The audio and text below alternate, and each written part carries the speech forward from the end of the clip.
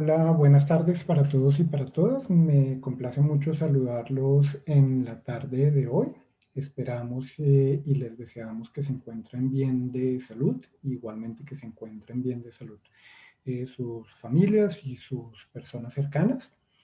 Queremos darle la bienvenida a esta charla sobre la carrera de Historia del programa del Departamento de Historia y Geografía de la Facultad de Ciencias Sociales de la Universidad de los Andes. Este es un espacio para conocer un poco más acerca de la carrera de historia, para entender un poco el programa y también para escuchar a una de sus integrantes, a una de las profesoras del Departamento de Historia que cuenta con una importante trayectoria justamente en la aplicación de la investigación en historia en el departamento también y en diversas investigaciones.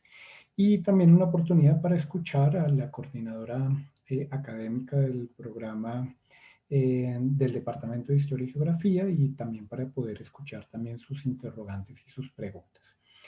Quiero entonces darles la bienvenida, comentarles que vamos a estar grabando este evento. Si alguien, por favor, tiene algún inconveniente, también nos puede indicar si tiene algún inconveniente con que lo grabemos.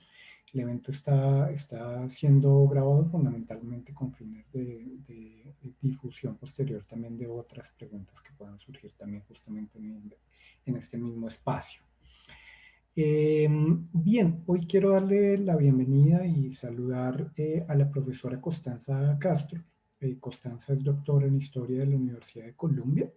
Actualmente es profesora del Departamento de Historia y Geografía en la Universidad de los Andes. Es latinoamericanista, es decir, que su investigación se concentra fundamentalmente en América Latina. Su investigación también se enfoca en la historia social de la ley y de la economía y en la historia del capitalismo y la experiencia urbana en el siglo XIX. Y tiene un trabajo también muy destacado en los usos públicos de la historia. Con esta presentación, pues quiero darte la bienvenida, Constanza, y agradecerte por acompañarnos en la tarde de hoy. Saludarte y pues con muchas ganas de escuchar también lo que nos puedes comentar un poco de justamente lo que significa pensar históricamente para una acción o una actuación política en la actualidad. Entonces, muchas gracias, Constanza, bienvenida. Muchísimas gracias, Juan Pablo, por tu presentación. Muchísimas gracias a todos los asistentes, a los organizadores de esta charla. Yo supongo que todos se sienten más cómodos si no ponen sus cámaras. A mí me encantaría verlos porque si van a ser nuestros estudiantes, ya de una vez me gustaría saber quiénes son, verles sus caras y poder conversar. Pero obviamente como ustedes consideren está bien. Voy a subir la presentación. Esta es una presentación muy sencilla que tiene digamos, como propósito mostrar un poquito, ay carambola, ya estoy compartiendo, no creo que no, ¿no? Ya estoy Ya compartiendo. estás compartiendo, estamos viendo la diapositiva 16 de la Carta Marina del siglo XVI. Gracias. Bueno, y digamos, esta es una conversación como que quisiera yo que fuera más un diálogo, ¿no? Como ver qué podemos encontrar digamos, en términos de ideas comunes, de ideas compartidas, nociones que se tienen acerca de la historia y cómo la historia tiene mucho que ver con el presente y mucho que ver con el futuro. No, no es solamente buscar datos en el pasado, que es un poquito lo que usualmente se piensa. Pero yo quería preguntar si alguno de ustedes tiene una idea de qué es lo que hace un historiador. ¿Qué se les ocurre? ¿Qué piensan cuando piensan en alguien que hace historia?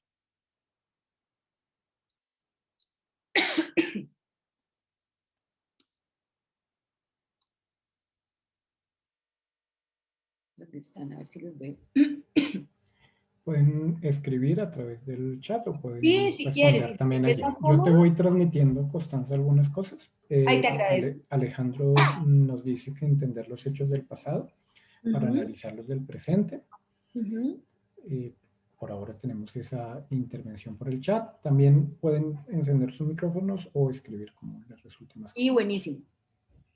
Y tienes mucha razón, Alejandro. Lo que uno ve aquí en buena medida es que uno analiza el pasado, pero no como una curiosidad que se queda en el pasado, sino que el pasado nos permite entender por qué estamos donde estamos hoy, entender el presente en el que vivimos. Y pues digamos, eso es muy valioso no solo en términos académicos, intelectuales, profesionales, sino también políticos, y eso lo vamos a ver ahora. Pero yo quería pasar rapidito, es como por qué es lo que nosotros creemos, digamos, cuáles son ese material que utiliza un historiador para hacer su trabajo. Y les quiero mostrar algunas cosas, solo para que se hagan una idea muy, muy general. Entonces, se supone que los historiadores estudiamos pues algo que ya no existe, ¿no? O sea, eso que se quedó en el pasado, vamos a mirar el siglo XVI, el siglo XVIII, hace 50 años, qué sé yo. Entonces, para eso recurrimos a ciertas fuentes. Y esas fuentes, lo que llamamos fuentes, que son, digamos, algo parecido a lo que llamaría un periodista sus fuentes, son los datos del momento que estamos estudiando y que nos sirven para construir, para producir conocimiento sobre la historia. Entonces, esas fuentes pueden ser muchas y muy diversas, pueden ser manuscritos como estos como este que están viendo aquí, que tiene muchísimas imágenes, que habría que, pues, digamos, conocer el lenguaje del periodo para poder analizarlos. Estos son manuscritos españoles del siglo XVI que como ustedes no sé si alcanzan a ver, perdón que yo debería agrandar esto, pues esto es español, ¿no? Esto es español, supuestamente nosotros deberíamos poder entenderlo, eh, pero pues no es el español tal y como lo conocemos nosotros, no se hablaba igual y tampoco se escribía igual. Entonces hay que tener, digamos, un conocimiento especial para poder entender cómo se comunicaban, qué decían y qué escribían y qué estaban pensando, y bueno, en fin, los protagonistas de la historia, pues, digamos, básicamente durante la colonia, antes del siglo XVIII, en el caso de América Latina. También se pueden estudiar los códices, por ejemplo, que son tesoros maravillosos, porque lo que ustedes ven aquí es un análisis cartográfico que también es social. Entonces, digamos, que no tiene la lógica, digamos, de la cartografía actual, pero que nos habla muchísimo de cómo está organizado el territorio y las sociedades en un periodo específico. Este es un mapa particular que habla de la propiedad territorial de una familia en particular, hacia 1480, o sea, estamos en el siglo XV, entrando el XVI. Esto es en Constanza. zona de Puebla, perdón. Sí, es que a propósito de lo que estás señalando, Sara pues respondía también la pregunta y decía que, o nos indica por el chat que la historia o el historiador o la historiadora analiza también los acontecimientos más importantes de un espacio, un momento específico. Y tal vez de repente en este códice tú decías algo y es que es que tiene que ver con una familia muy importante, ¿no? No, estas fuentes que nos llegan también nos permiten tal vez entender como unos eventos que son relevantes para una época también y por eso tienen fuentes, ¿no? Tal vez por eso también la idea de Sara de que la historia también puede analizar acontecimientos más importantes en un momento específico. El tema tal vez sería qué es lo importante en una época, ¿no? Por supuesto. Exacto, pero además, en lo que ella mencionó, si te oí bien, también estaba hablando del espacio, o sea, de un espacio y tiempo específico. Y aquí lo que estamos viendo es una familia en particular, y claro, lo que los historiadores están tratando de pensar ahora es lo que tú estás diciendo, bueno, ¿qué es lo que es importante?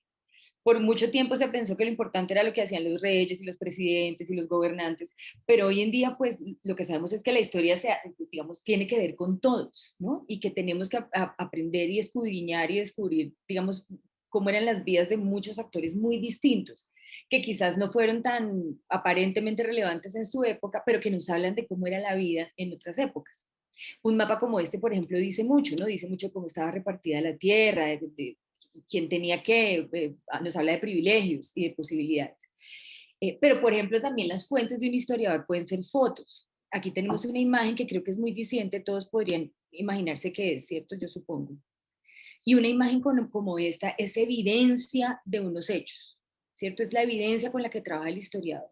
Las fotos anteriores, la que vimos, por ejemplo, es una evidencia ay, perdón, de cómo se podía entender el territorio en ese momento. Y a nosotros nos toca hacer un ejercicio importante, digamos, como para acercarnos a esas formas en que se veía el mundo en el pasado, cosa que podemos hacer no con precisión, pero digamos que ese es el intento, ¿no? Salir un poco de los esquemas mentales de nuestro presente para tratar de entender cómo se vivía antes. Si nosotros vemos esta imagen, también, digamos, todos identifican esta imagen, ¿cierto? ¿Podrían decir qué es? A ver si yo logro ver aquí.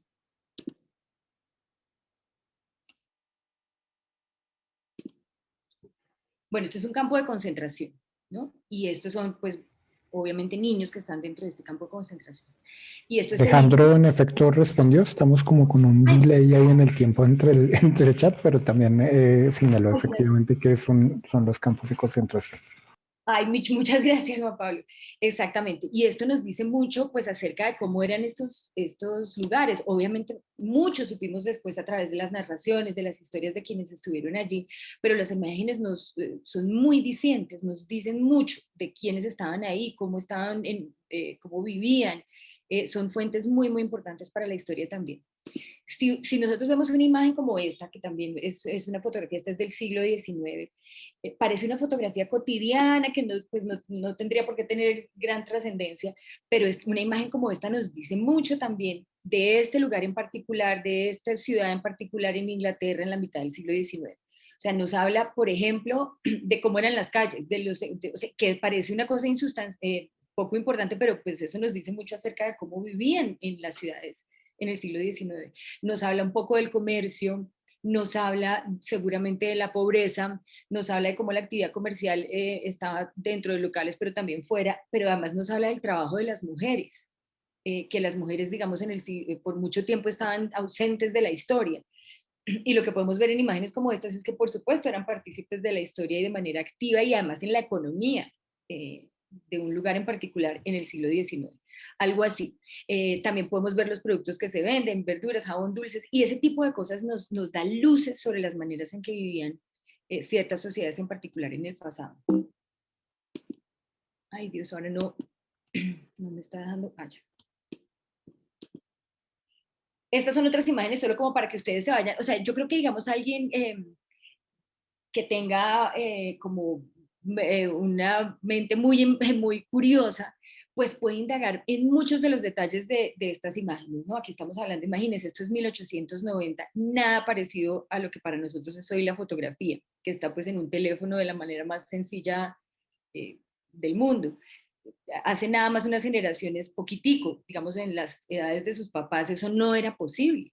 Imagínense ustedes un siglo atrás. Y eso tenía pues todas unas connotaciones y cómo debían ser y quién debía ser fotografiado y cuánto podía costar. Todo eso pues obviamente nos vuelve a hablar del pasado. Una imagen como esta nos habla, eh, pues como ustedes ven, de una familia de clase alta en un lugar específico y todo este tipo de cosas pues nos dicen sobre el pasado. Esta imagen a mí me gusta mucho y no sé si alguien digamos, ahí dice que es sobre la Revolución Mexicana, pero cuando ustedes ven algo así, no sé si se hacen preguntas. Si ustedes ven esto y dicen, bueno, aquí estoy viendo cosas que no sé, que quizás no me estaba imaginando. No sé qué ven ahí. A ver si yo logro ver aquí en el chat. Que les parezca como interesante o curioso o distinto.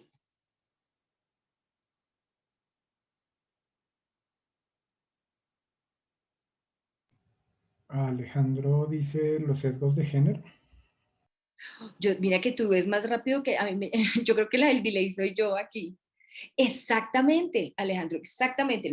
Lo que uno ve aquí, además, primero, es que esta es una revolución en la que no participaron solo hombres, ¿no? Lo que estamos Y viendo aquí fue Carlos, perdóname, dice la concepción de la infancia. ¡ay, excelente!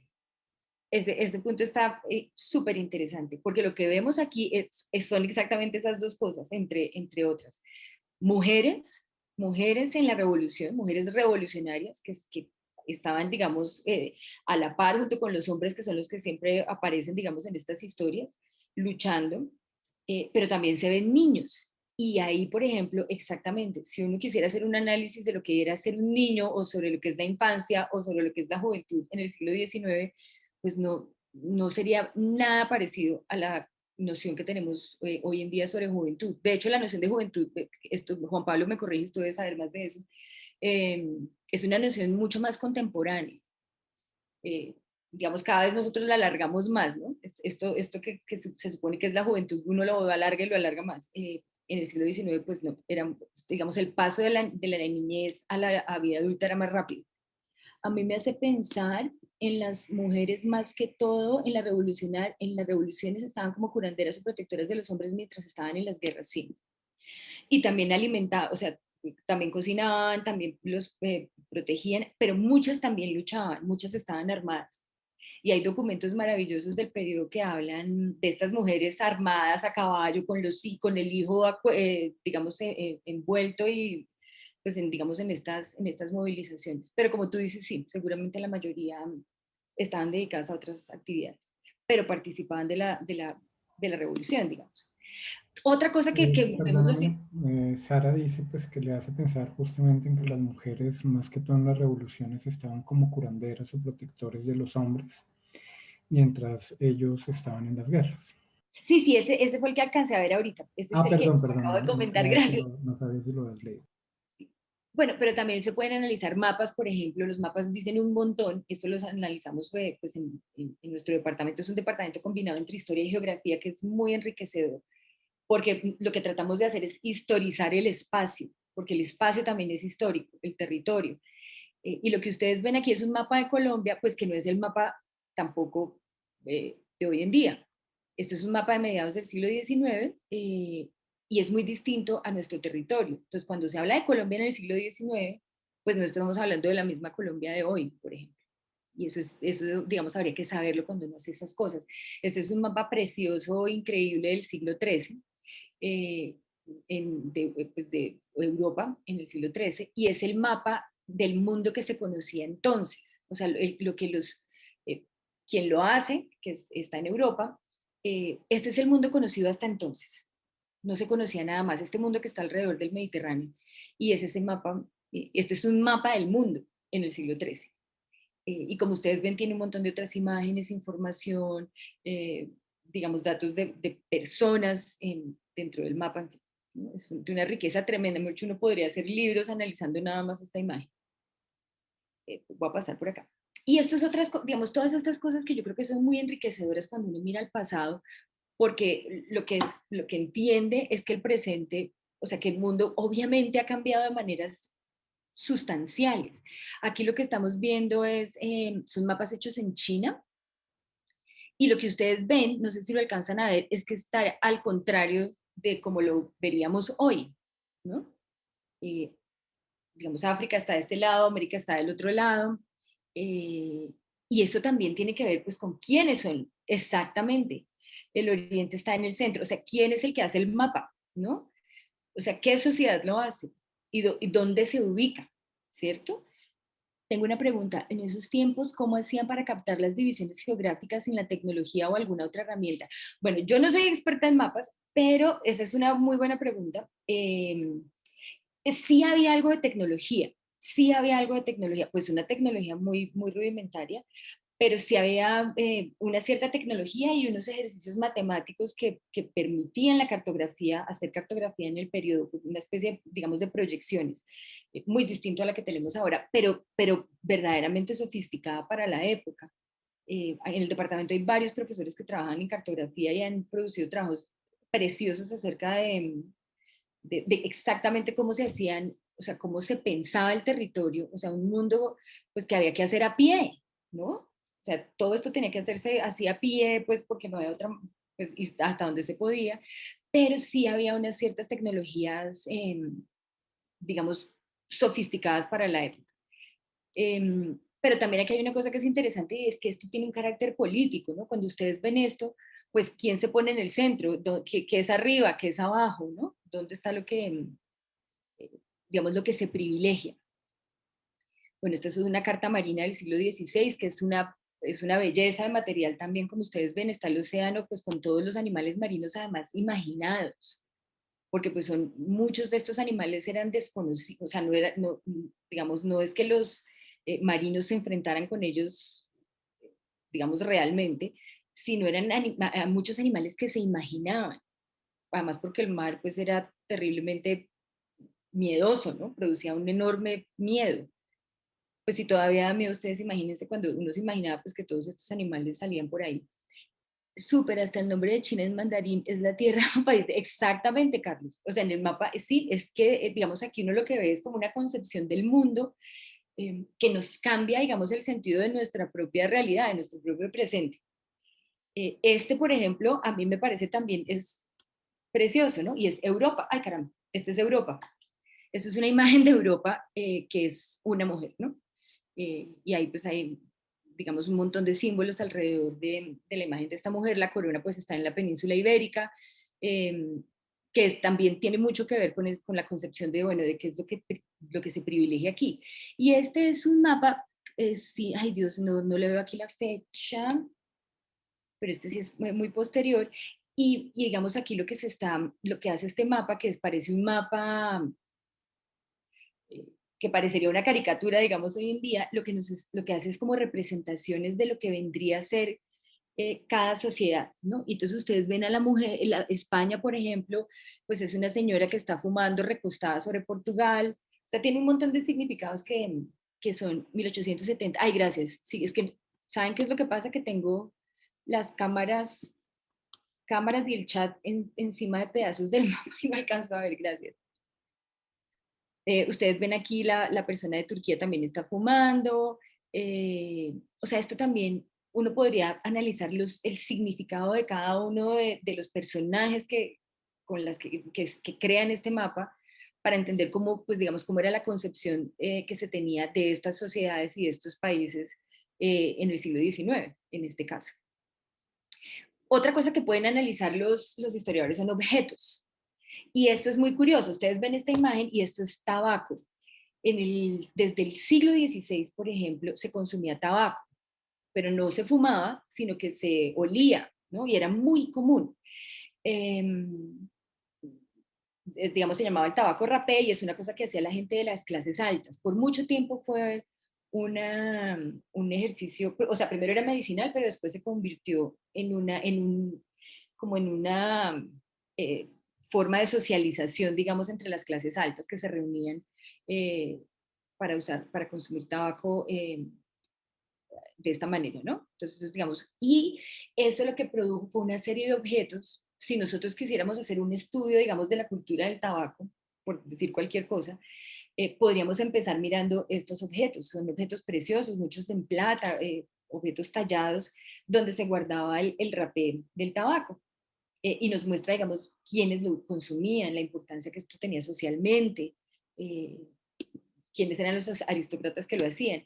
Y aquí, por ejemplo, esto es muy, bien bonito también, y es que aquí hay un texto, bueno, los dandies son estos señores como muy elegantes de final del siglo XIX, les decían así, y andaban con todos los instrumentos para poder convertir el tabaco en el polvo que podían aspirar en sus reuniones. Y eran, como les digo, muy común y llevaban todo eso en una bolsita. Entonces, eso que estaba es el raspador, eh, eh, esa es otra forma de, digamos, de hacerlo más fino, en fin. O sea que todo eso era, digamos, parte de la indumentaria de salida de la casa de una persona de la clase alta. eh, Esto es en Francia, entre el siglo XVII y XVIII. Pero también la arquitectura nos habla de la historia. Obviamente una ciudad es un archivo enorme de información. O sea, solo hay que caminar con los ojos abiertos y uno ve pues un montón de cosas del pasado que se superimponen con el presente. Esta es una catedral de Milán del siglo XIV que fue terminada en el siglo XX. Imagínense toda la historia, digamos, que hay solamente en esta construcción, pero también se pueden mirar el tipo de viviendas en otras sociedades y esto pues obviamente nos va a decir algo sobre esas sociedades, cómo una sociedad, digamos, se construye sobre el agua, en fin, digamos, las fuentes de la investigación histórica son muchas. Eh, digamos, es mucho más usual la prensa y analizar prensa pues es una de las cosas más interesantes que hay, digamos, si uno le gusta la investigación es muy enriquecedor, es muy rico, es muy eh, sorprendente. La publicidad, cuando uno analiza publicidad, aprende muchas cosas, ¿no? O sea, que era lo que a una sociedad le parecía interesante, importante, porque querían hacerlo, porque quieren consumirlo, eh, cuando llega a la luz, qué pasa aquí con las diferencias de género, ¿cierto? Mire, ustedes aquí están viendo, eh, ¿este qué es? Estos son, ay, ¿cómo se llaman estos? Los cositos para fumar cigarrillo, se me olvida el nombre. Bueno, que ustedes los ven en las películas de los años 30, que es como una pitillera, no sé cómo se le llama. Eh, pues que era para las mujeres, ¿no? Ah, no, estos son los ganchos del pelo, ay, yo estoy inventando. Estoy confundida con el de al lado o no lo puse. Bueno, no puse ese. Estos son ganchos del pelo, por ejemplo. Entonces, están hablando del aseo y cómo debía peinarse las mujeres, y aquí esta es muy interesante, porque es una imagen de una mujer, eh, eh, y la buena noticia de esta imagen es que ya no tienen que coserle las medias a los hombres. Entonces ya se acabó el surcido de las medias de los hombres, y porque pues estas medias de señores son más resistentes. Entonces, obviamente esta publicidad no es para los señores que se ponen las medias, sino para las mujeres que las arreglan. Y digamos de manera más contemporánea, pues están, por ejemplo, documentos de archivos desclasificados de la CIA, eh, cantidad de cosas que ustedes se puedan imaginar. Estos son archivos confidenciales que cada tantos años van saliendo, por muchos años son secretos, no se pueden ver, pero por ejemplo este es uno de Chiquita Brands, los que hacen las exportaciones de banano, y dicen, por ejemplo, que no sé si ustedes oyeron, es una transferencia de muchos millones de esta empresa a grupos paramilitares en Colombia. Por eso esta empresa tuvo que pagar una indemnización, pues digamos fue castigada en Colombia por haber participado, o sea, por haberle dado dinero a grupos paramilitares. Y esto pues se ve, digamos, no es un chisme, sino que uno lo puede comprobar en estos archivos cuando son desclasificados. Bueno, ahora después de ver esto, yo quería preguntarles a ustedes, entonces, bueno, ¿quiénes hacen la historia? ¿Quiénes la hacen? Porque ya hablé mucho, ahora les toca a ustedes.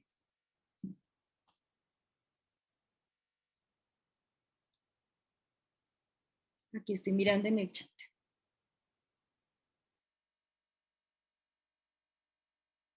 La sociedad en su conjunto, exacto.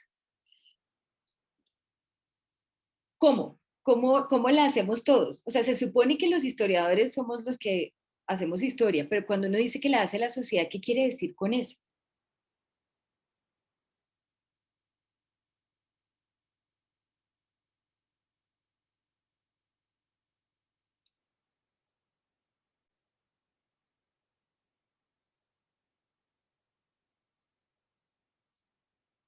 Registrando los acontecimientos que vivimos. Claro, una forma en la que podemos hacer historia es haciendo un registro, digamos, guardando ese material o escribiendo sobre eso. Pero lo que yo diría es que simplemente por el hecho de vivir, ¿no? De estar vivos, de actuar en una sociedad, de ir a trabajar todos los días, de estar estudiando, todo lo que hacemos cotidianamente es parte de la historia.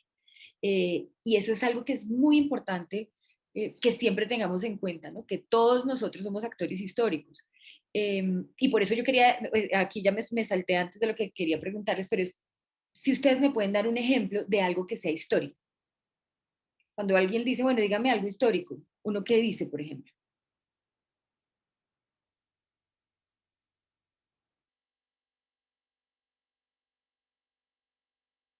Ah, tú dices aquí, a partir de actos revolucionarios o de gran impacto. Por ejemplo, digamos, uno pensaría que eso es algo histórico, ¿cierto?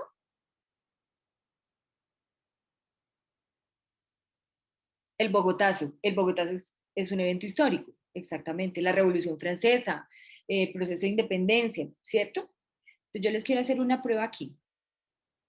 Uno podría decir que todos los fenómenos sociales son históricos, no solo esos eventos que creo que consideramos que son históricos. Y les voy a pedir que se imaginen una playa. Imagínense una playa. Así cierren los ojos e imagínense que en este frío bogotano, si están todos en Bogotá, están en una playa. ¿Qué se imaginan? ¿Cómo se la imaginan?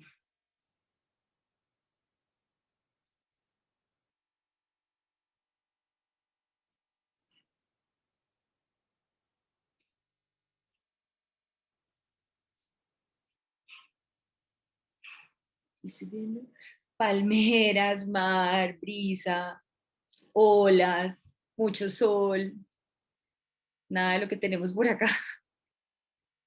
Exacto, mucha placidez, algo muy rico, ¿cierto? Bonito. Aquí, algo así, ¿cierto? Se estaban imaginando. Bueno, vendedores ambulantes también es cierto, pero en general uno se imaginaría algo así, muy plácido, muy luminoso, con palmeras y está uno descansando y la arena, en fin. Esa sería como la imagen que tenemos de una playa. Ay, carajo. Esta, pues es la imagen más parecida a lo de los vendedores ambulantes, pero también es una imagen de una playa, ¿no? Es la gente descansando frente al mar, eh, jugando, digamos, relajados o contemplando el mar. Esta es la imagen que nosotros tenemos de la playa.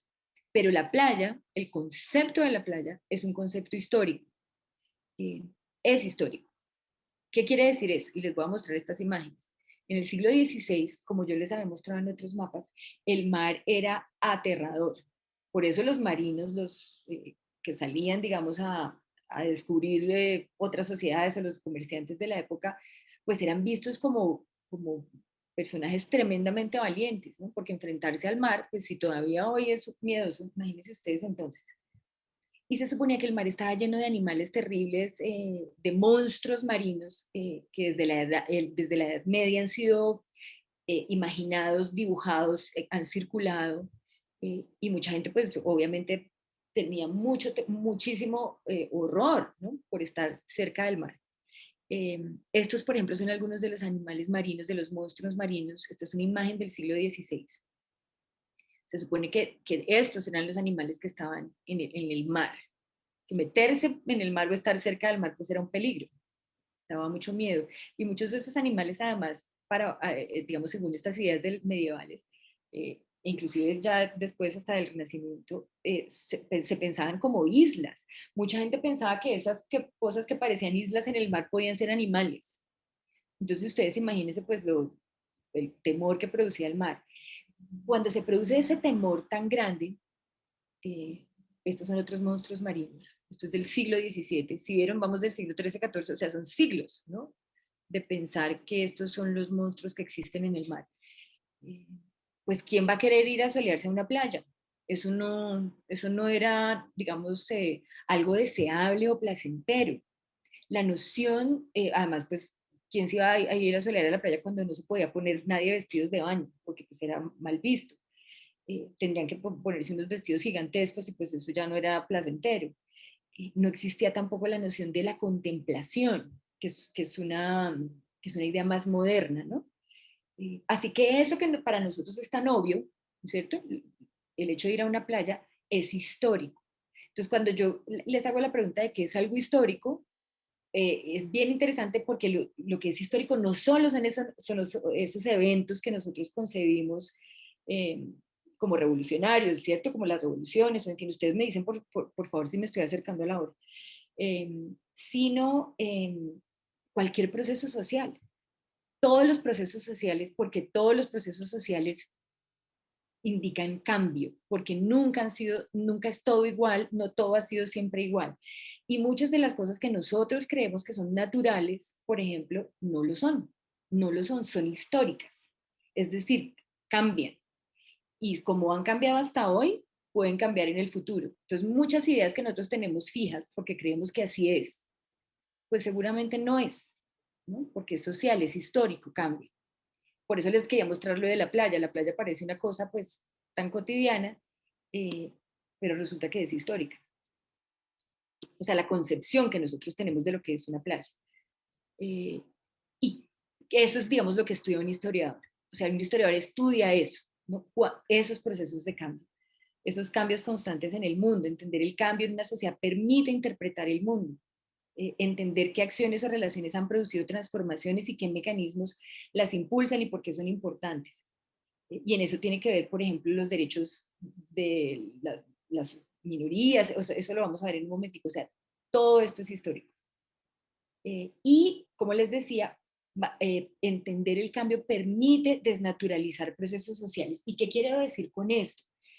Que la vida social no es estática, o sea, cambian los derechos, cambia lo que se considera justo, cambia lo que se considera propiedad, ¿no? Digamos, para nosotros hoy, digamos, no parece problemático que el agua nos llegue a la casa y que la paguemos como un servicio privado, aunque es público, pues que no, pero hace muchos años eso no se concebía y es posible que en muchos años el agua, que es un recurso para todos, sea privada, por ejemplo, o lo que se considera bello, todo eso es histórico.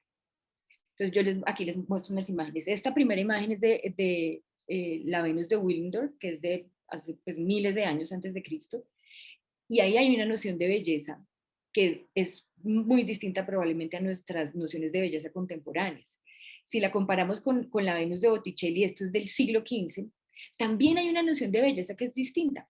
es distinta a la que pensaríamos hoy. O sea, la belleza no es una. O sea, lo que consideramos bello hoy no ha sido siempre lo que se ha considerado bello. En los años 50, por ejemplo, aquí hay una imagen de Marilyn Monroe estereotipada, y en los años 60, esta es una modelo muy famosa que se llamaba Twiggy, muy, muy famosa, que es una noción de belleza muy distinta. Y estamos hablando solo de una década de diferencia. Y hoy en día, pues uno diría que esto puede ser una noción de belleza. Ya ustedes dirán. Pero las nociones de belleza cambian, y no solo cambian en el tiempo, sino cambian entre diferentes sociedades y culturas. Lo que a nosotros nos parece bello puede que en otra sociedad hoy en día contemporánea no sea igual.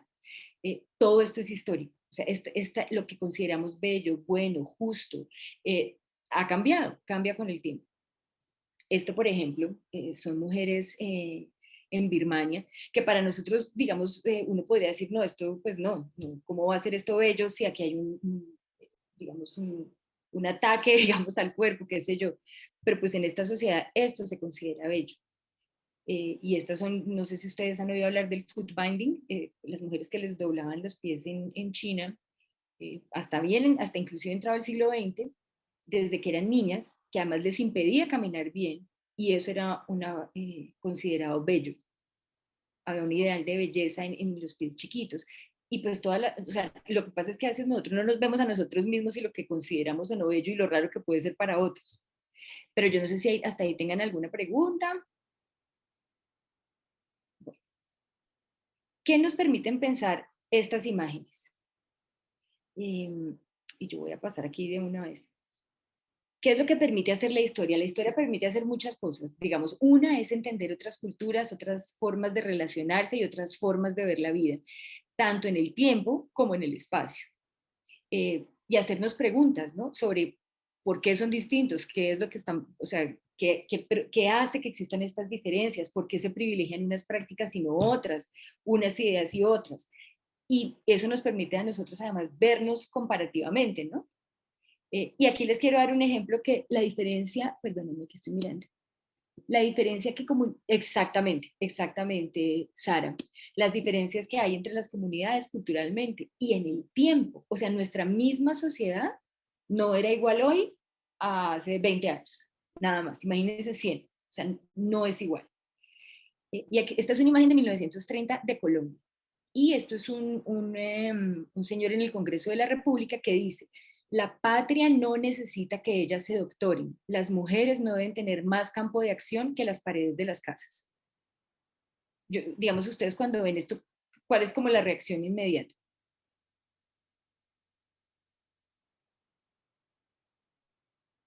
Patria... Patriarcado opresor. Ahí está, sí, patriarcado opresor. ¿Qué más?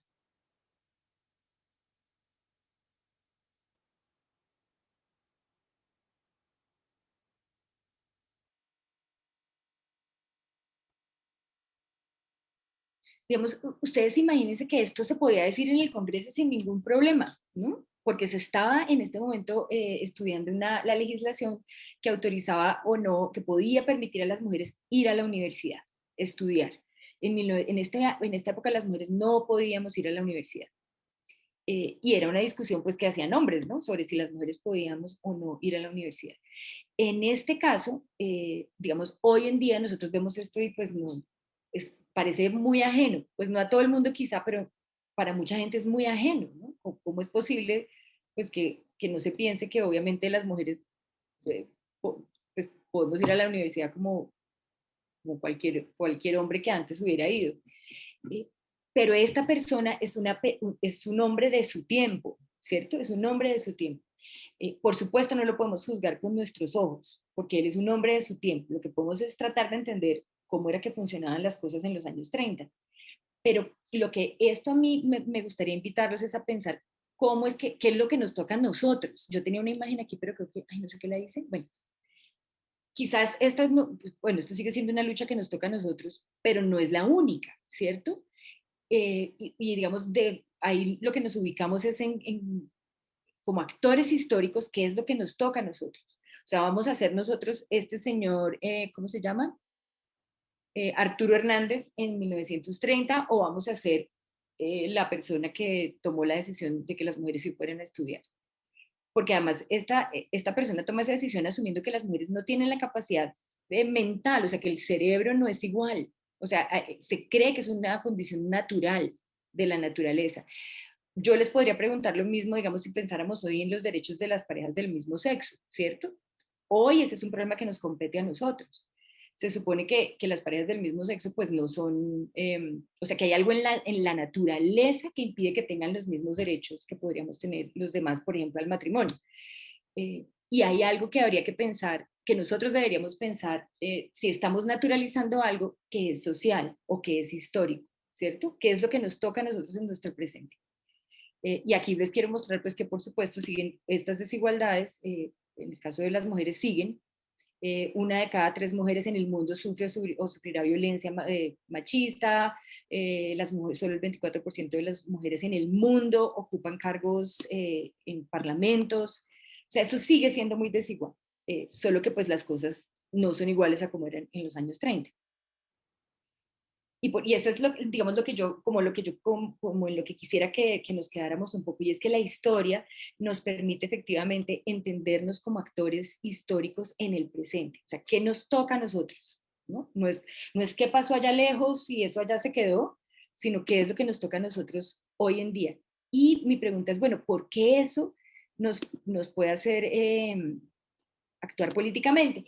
Y digamos, esta es la invitación con la que quisiera dejarlos, y es que debemos, creo yo, cuestionar la idea de que la historia es un ejercicio de entender el pasado como algo que ya pasó, como en sí mismo, y como si pudiera lograrse por fuera de los interrogantes del presente en los que hoy nos hacemos las preguntas.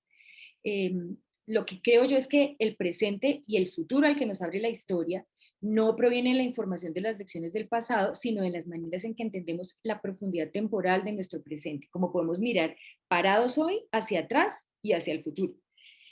Alfredo Molano, que fue un sociólogo muy importante en este país y murió el año pasado, decía que uno de los grandes problemas que él veía en la juventud, pero yo creo que entre los que no somos jóvenes también, es que eh, no se ubicaban ni en el tiempo ni en el espacio.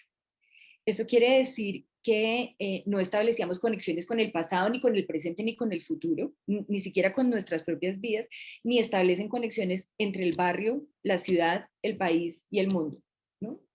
Que hay un ensimismamiento que impide hacer esas conexiones. Yo creo que la historia hace eso. Pero además, y aquí ya termino, es que todos oímos en conversaciones frases como es que Colombia es un país violento desde la conquista, o Colombia es un país corrupto desde que llegaron los españoles.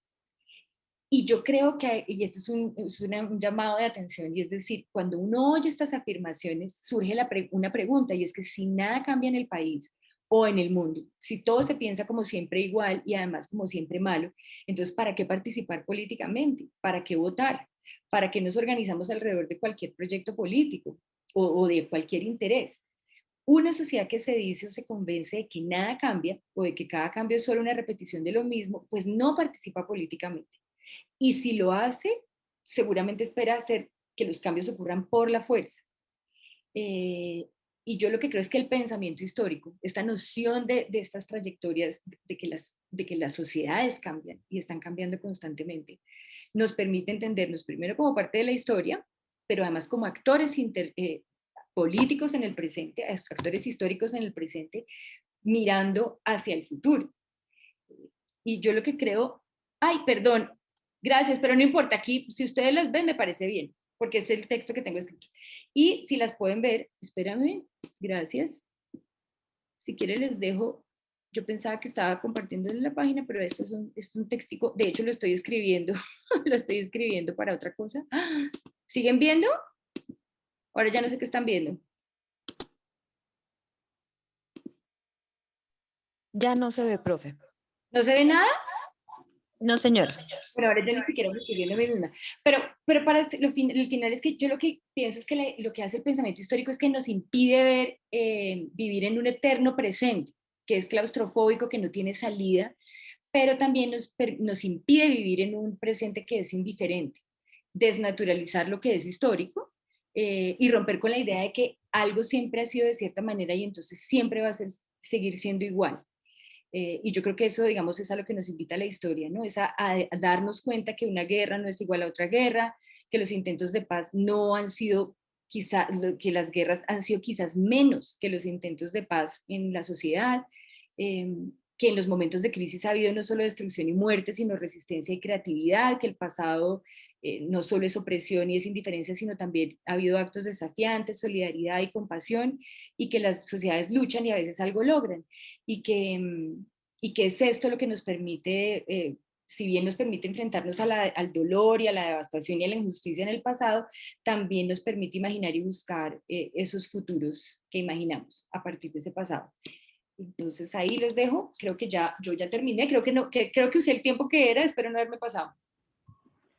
Constanza, sí, muchas gracias por tu presentación, muy interesante escucharte también, para mí también ha sido un gusto poderte escuchar y aprender también de lo que has planteado hasta aquí.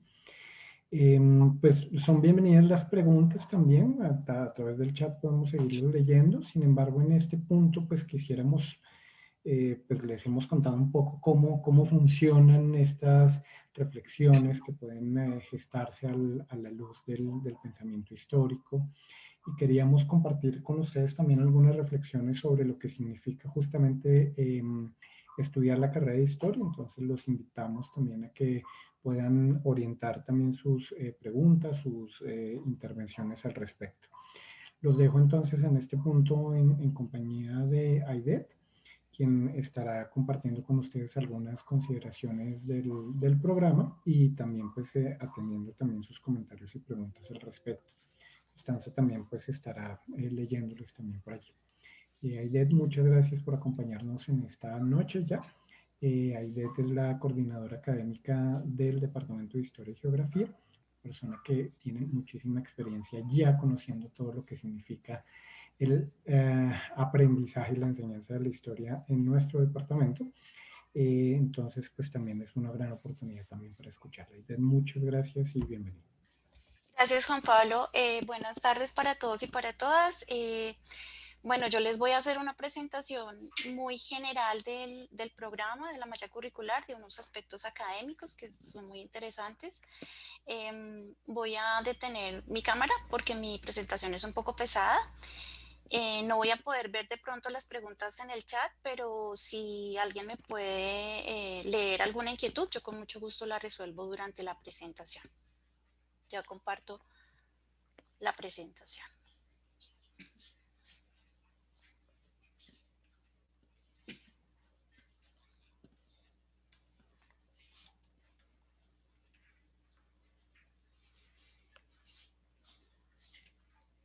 ¿Ya la pueden ver? Sí, ya la vemos. Si puedes tal vez Sí, ponerla completa, sí. ahí ya está completa. Ok. Bueno, los slides que preparamos contienen unas fotos del departamento. Digamos, nosotros tenemos una profesora artista que decoró el departamento, entonces para que podamos ver también esa parte. Este es nuestro departamento. Esperamos que puedan conocerlo pronto. La primera parte importante es el perfil del aspirante. Entonces, el perfil del aspirante, nosotros, perdón un segundito que no puedo ver bien el texto, ya. Una persona que quiere estudiar historia, pues ya la profesora Constanza nos habló un poco de quiénes están interesados en estudiar historia. Nosotros queremos unas personas con capacidad de reflexión, espíritu crítico y un espíritu de curiosidad intelectual. También pues tenemos un perfil del egresado. El perfil del egresado, pues una persona ya con una formación histórica está en capacidad de plantear preguntas históricas, contrastar interpretaciones, utilizar evidencias para resolverlas críticamente, comunica sus conocimientos a diversas audiencias y lo más importante pues es que es un ciudadano autónomo en su aprendizaje y pensamiento ético y respetuoso frente a la diversidad de la experiencia humana. El pregrado en historia pues tiene una duración de 8 semestres, tiene 120 créditos. Nuestra malla curricular está repartida en 3 niveles, introductorio, intermedio y avanzado. Para nosotros es importante que los estudiantes lleven una secuencia de las materias que vean para formarse de la manera que nosotros queremos que adquieran sus objetivos y competencias. Tenemos la malla en el nivel introductorio, donde los estudiantes ven clases netamente magistrales. El estudiante no es todavía autónomo, va a adquirir estas competencias a medida que avanza en la malla curricular. El profesor pues tiene un rol fundamental en cuanto a las clases y orienta constantemente el trabajo con instrucciones detalladas. Ahorita más adelante les muestro qué tipos de cursos caben en el nivel introductorio y en cada uno de los niveles siguientes. El nivel intermedio, pues tenemos cursos de tipo teórico práctico. Pueden tener clases magistrales, pero son cursos mucho más pequeños. Hay discusiones de lecturas, talleres de fuentes, ejercicios metodológicos, y pues aquí el nivel de autonomía del estudiante es un poco mayor. Y en el nivel avanzado, pues el profesor simplemente es un guía. El estudiante ya está en capacidad es mucho más autónomo en su proceso de aprendizaje y está en capacidad de desarrollar muchas competencias y de construir conocimiento cada vez mayor. Los objetivos del programa. Bueno, como ya la profesora Constanza también lo mencionó, pues nosotros tenemos 3 objetivos que son pensar históricamente, producir conocimiento histórico e integrar a su ejercicio profesional una actitud ética que contribuya al mejoramiento del presente.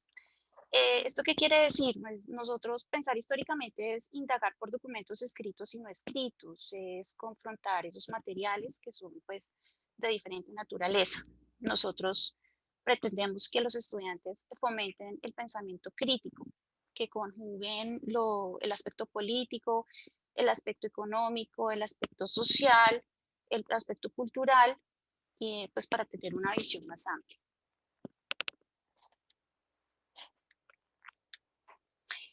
Esta es la malla curricular. No me voy a detener mucho digamos, en el pensum, sino que voy a mencionar los aspectos más relevantes.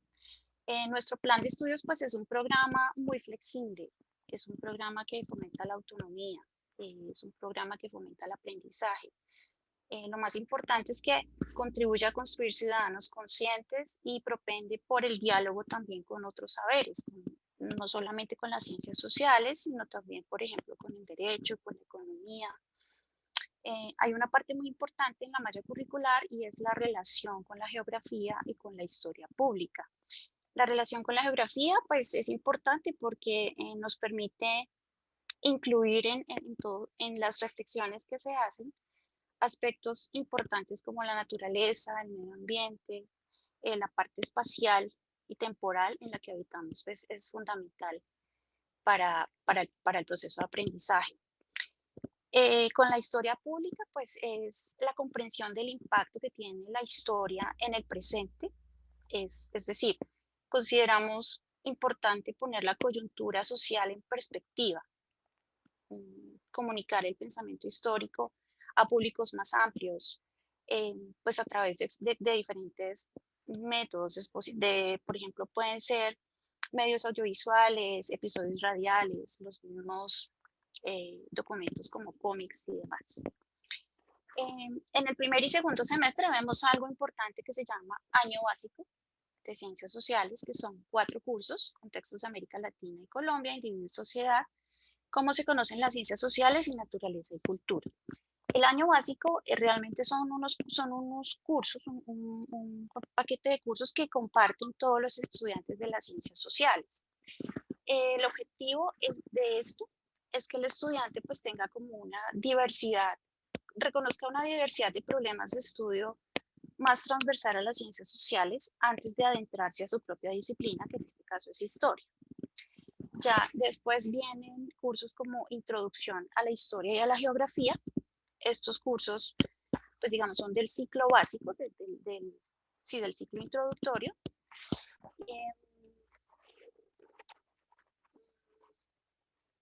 Aquí también tenemos, lo ideal es que esto se vea en primer y segundo semestre.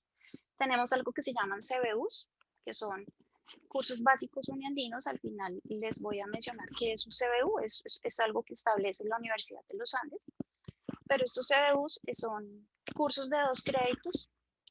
Estos cursos aportan al logro del nivel introductorio y de los objetivos del programa de historia. En el semestre 3 y 4 viene ya pues el nivel intermedio, vemos cursos como historiografía, como fuentes, las fuentes que fueron explicadas por la profesora Constanza, el curso de historiografía, donde se producen reflexiones académicas rigurosas, basadas en evidencia que integran diversas perspectivas, todas las corrientes historiográficas que hemos tenido a través de la historia. Hay algo que tenemos también que se llaman cursos panorámicos. Los cursos panorámicos comprenden cursos en el contexto de Colombia y de América Latina. Estos son cursos de 3 créditos, pues su propósito es dar una visión panorámica de cursos de historia de Colombia y de América Latina. Básicamente, ya tenemos después cursos selectivos disciplinares, que también son cursos de 3 créditos. Estos cursos son en su mayoría cursos integradores y transversales, es decir, en los que los profesores involucran planteamientos teóricos, debates historiográficos, análisis de fuentes, formación en métodos y técnicas.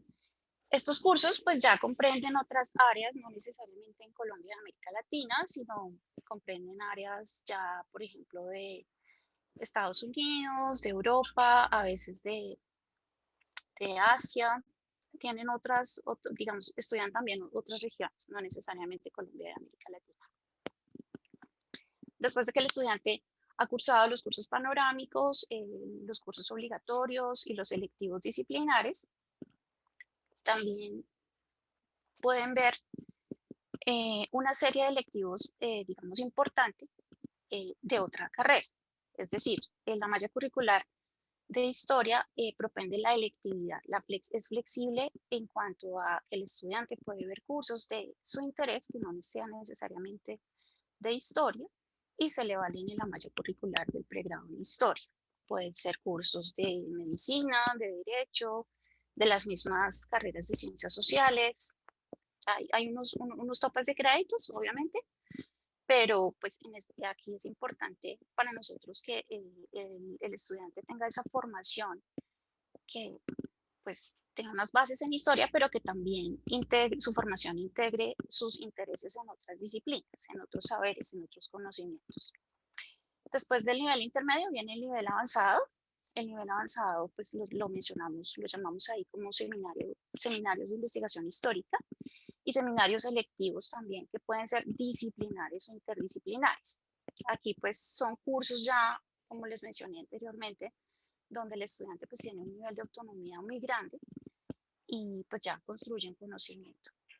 Los cursos también los selectivos interdisciplinares también pueden escogerse de otras carreras. Aquí lo que nos aseguramos es que realmente el curso que vaya a escoger el estudiante sea de nivel de seminario, pues porque tienen una dinámica y una metodología muy distinta de los cursos que consideramos de nivel intermedio y de nivel introductorio. Después de todo esto, viene algo muy importante que es el tema de educación general. La universidad tiene unos requisitos de educación general para todos los estudiantes uniandinos.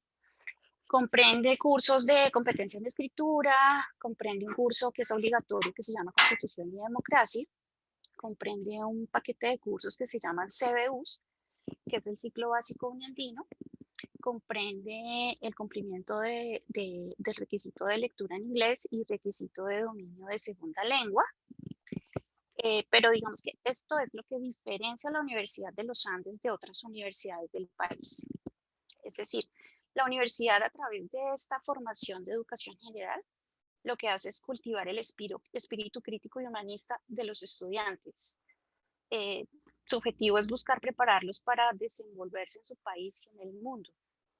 A través de estos cursos, pues la universidad entrega las herramientas que sean útiles para su desempeño, pues más allá de cualquier profesión, más allá de cualquier disciplina, cualquier profesión que yo escoja, esto me va a ayudar a tener una formación mucho más amplia y con una mentalidad crítica.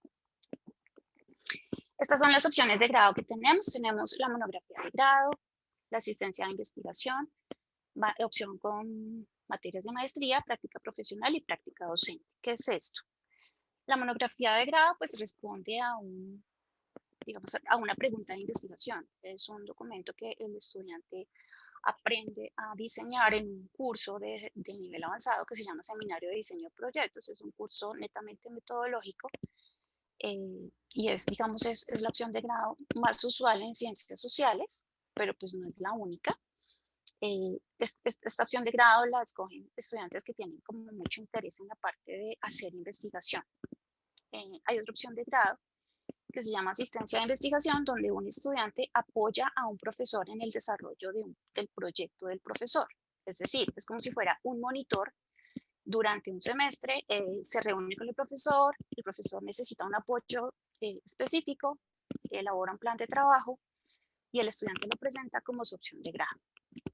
Esta es una modalidad que ha venido teniendo mucha acogida, porque en ciencias sociales hay profesores y profesoras que tienen proyectos de investigación en curso, en desarrollo.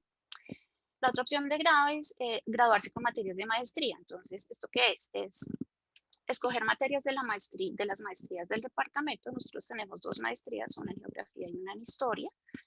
El estudiante debe ver 4 materias de esas maestrías, las valida como su opción de grado y si lo desea, cuando se gradúe, si quiere seguir con la maestría, se le homologan en la maestría.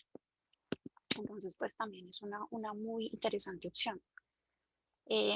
Está también la práctica profesional y la práctica docente, que también tienen mucha acogida y de hecho es muy atractiva porque el estudiante pues realmente sale al mundo laboral, se enfrenta con la vida real.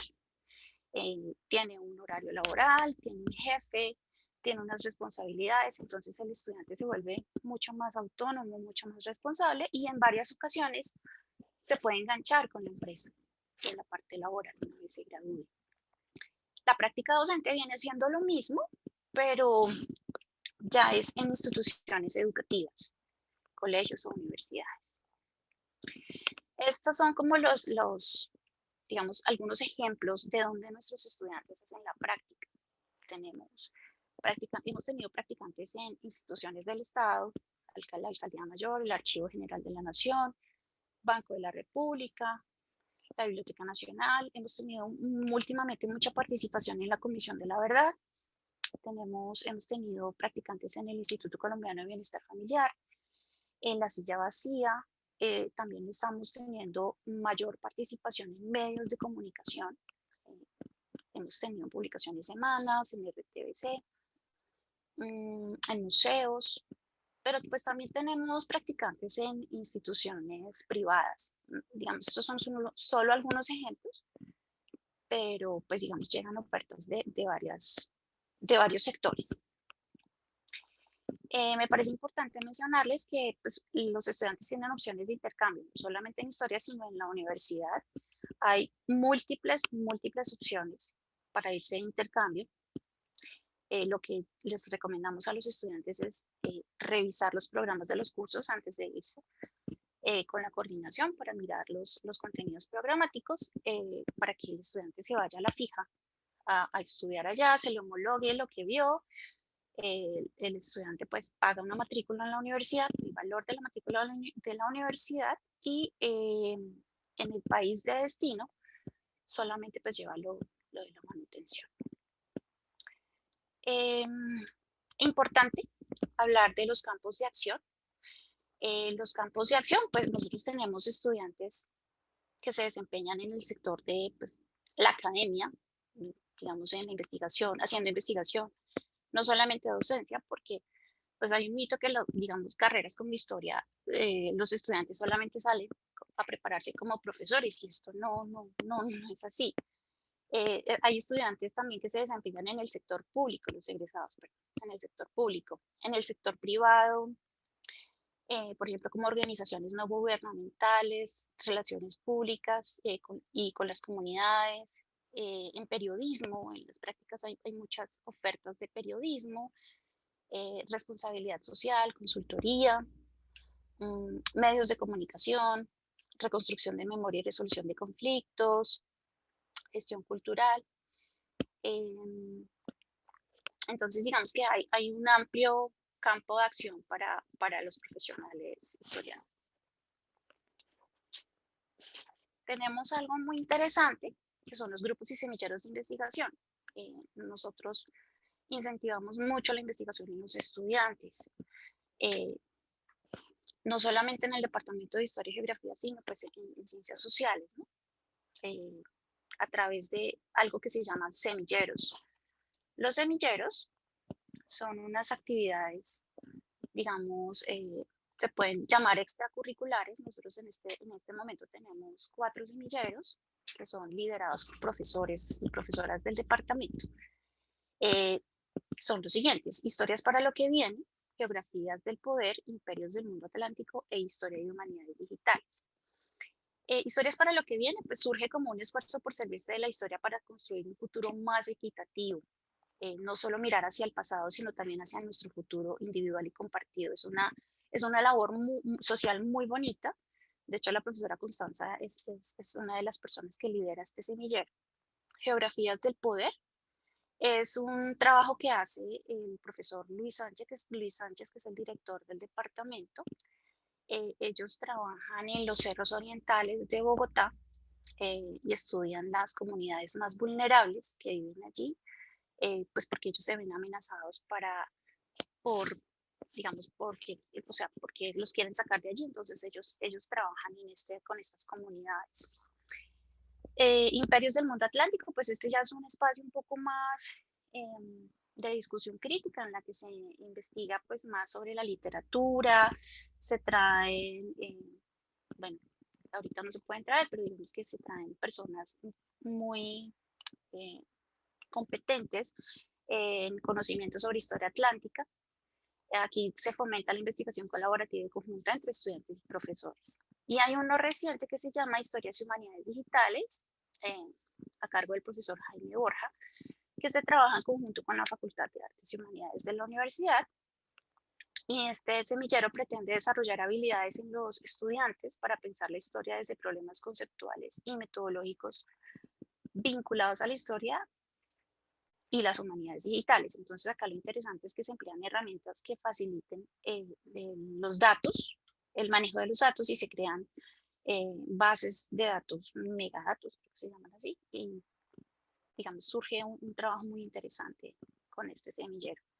Los semilleros valen un crédito, no están en la malla curricular que les mencioné anteriormente, pero el estudiante puede ver el semillero en cualquier momento de su carrera, repetirlo las veces que quiera, ver el mismo o ver diferentes, y si acumula un número de 4 semilleros, se le vale por un seminario avanzado, por ejemplo. Eso es básicamente todo. Mira, pasé muy rápido, perdón, pero pues no quiero demorarlos mucho. No sé si Juan Pablo nos puede dar el espacio a preguntas. Muchas gracias, Aide, por tu presentación. Creo que fue muy concisa, pero también muy clara, y te agradecemos mucho por tu disposición para compartirla también. Pues digamos que pueden o encender los micrófonos o escribir en el chat si tienen preguntas, comentarios, también sobre su interés, si que están interesados en el programa. Si tienen alguna otra pregunta, pues son muy bienvenidas. Aquí estamos leyéndolos o escuchándolos también, por supuesto.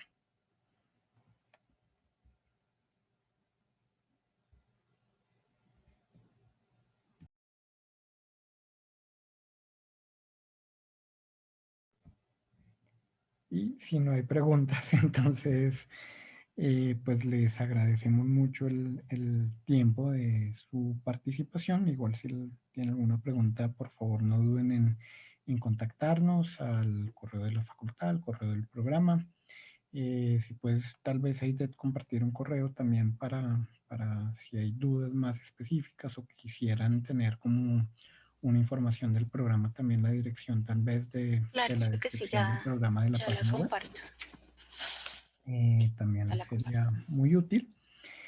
Vamos a tener otras charlas con justamente sobre temas relacionados con la investigación en historia de nuestros profesores y nuestras profesoras. Entonces, pues muy seguramente nos encantará, pues les mandaremos la invitación, pero muy seguramente estarán interesados en poderla escuchar, y pues también están muy bienvenidos a asistir, a compartirla y demás. Ahí Aiden nos ha compartido el correo del pregrado en historia, que es precist@unidandes.edu.co. Siéntanse libres en hacer las consultas que crean pertinentes. Y pues si no hay preguntas, les agradecemos mucho el tiempo, les agradezco mucho a Constanza y Deb por el tiempo para esta presentación y a ustedes que se han acercado a esta charla, esperando que sigan también interesados en escuchar otras más. Juan Pablo, si me permites un segundo antes de que se vayan, como tú bien dices, el departamento tiene un montón de actividades y de conversatorios y charlas a lo largo del semestre, así que ustedes nada más tienen que entrar en la página del departamento. Está la página del departamento, hay una página de Facebook en la que pueden encontrar todas esas actividades y simplemente entrar. O sea, son abiertas al público y todos pueden aprovecharlas. Gracias, eso sería todo, Juan Pablo, gracias. Perfecto. Buena noche para todos y para todas y pues muchas gracias nuevamente. Chao, gracias. Chao. Muchas gracias.